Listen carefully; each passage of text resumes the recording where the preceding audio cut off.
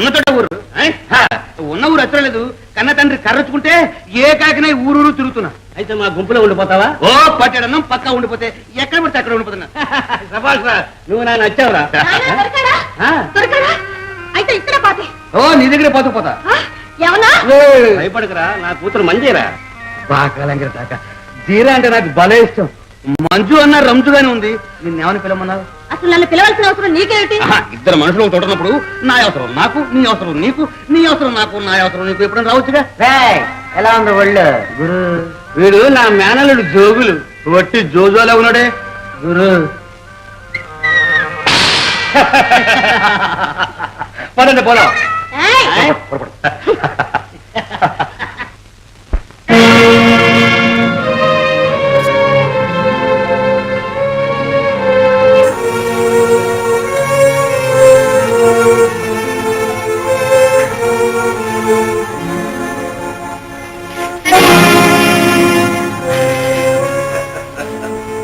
పోతుటైన దొరరాని ఈ మందిరంలో నీ శీల రక్షణకు కావలసిన ఏర్పాట్లన్నీ చేశాను.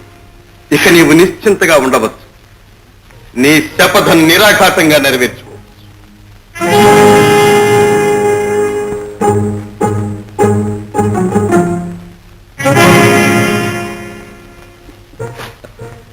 మందిరం ఎలా ఉంది?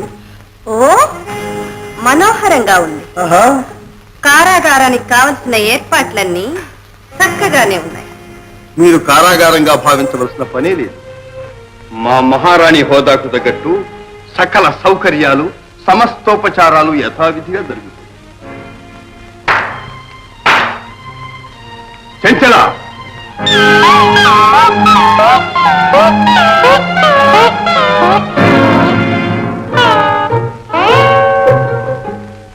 శహబాష్ శహబాష్. ఈమె నీ ఆంతరంగిక దాసి. నీడలా వెంటాడి కంటికి రెప్పలా కాపాడుతూ ఉంటుంది. నీ దినచర్యల్లో ఏమాత్రం అనుమానం కలిగినా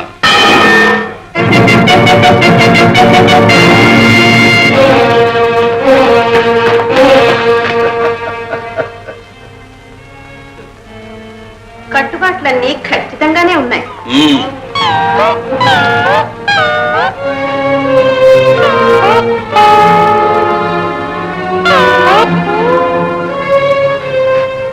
నీకిక్కడ ఎప్పుడు ఏది కావాలన్నా లభిస్తుంది.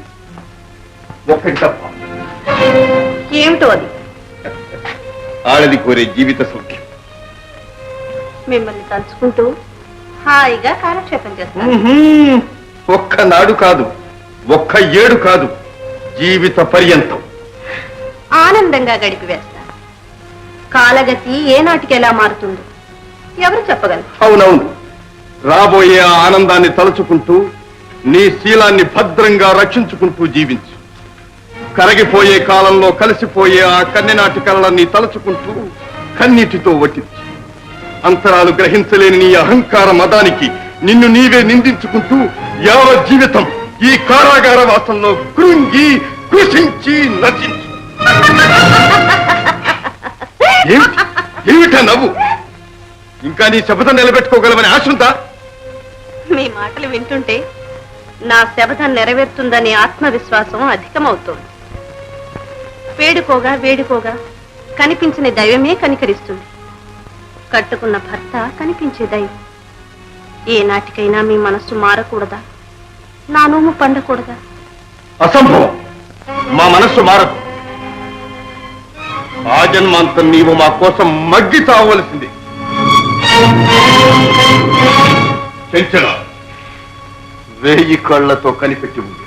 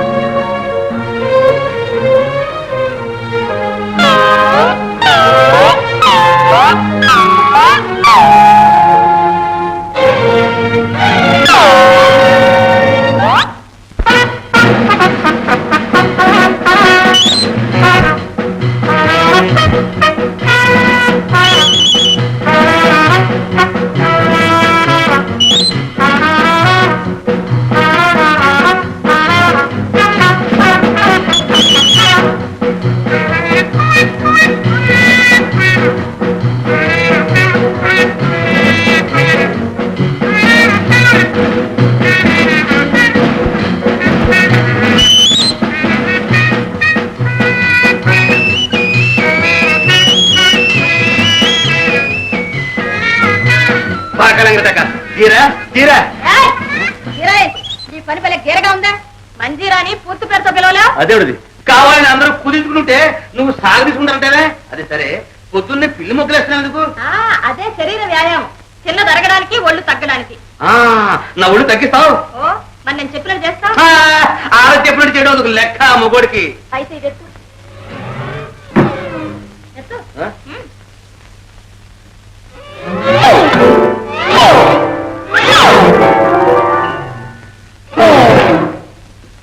ఇలా.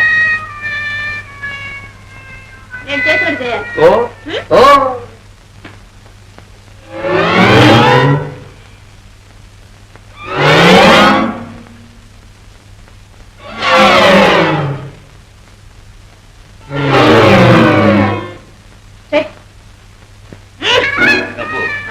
పురుషులు మగధీర్లు చేయండి చూస్తా.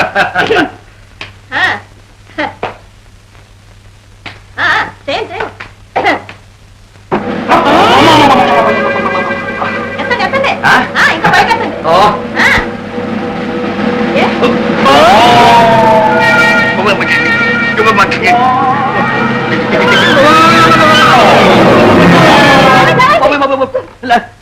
అమ్మమ్మమ్మ నడురిపోయింది.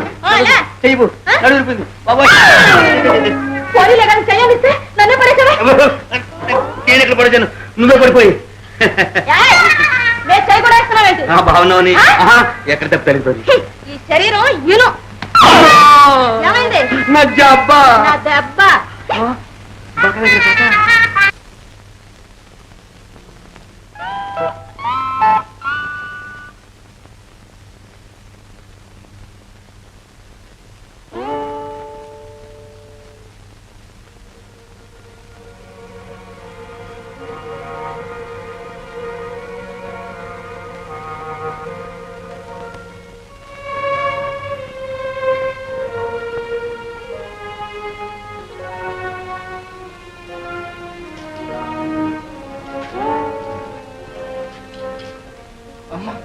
మంగమ్మ.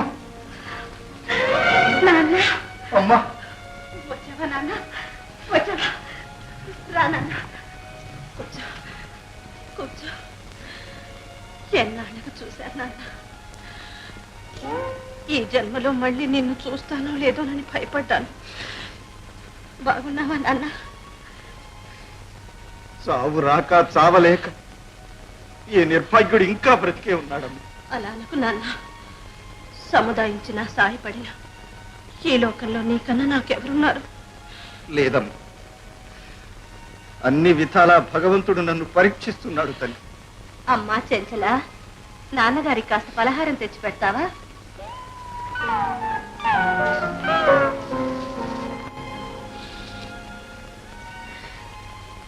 ఊరుకో నాన్న, ఊరుకో.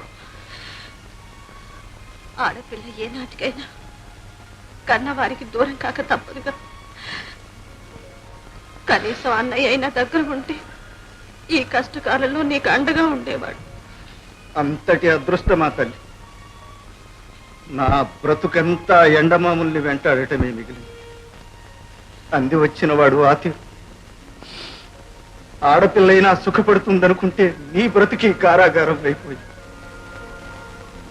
భగవంతుడు నా రెండు కళ్ళు పొడిచి రెక్కలు విరిచి బ్రతకమంటున్నాడమ్మా. నాన్న అటు చూడు.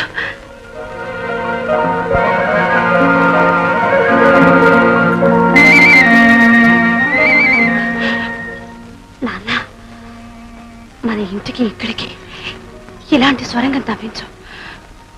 బయటపడే బాట దొరికితే మాట నిలుపుకునే మార్గం అదే దొరుకుతుంది. అలాగేనమ్మా. ప్రభువులిచ్చిన పైకమంతా వెచ్చించి పాతాళ మార్గం తప్పిస్తా. అహోరాత్రాలు పనిచేసైనా పూర్తి చేస్తాను.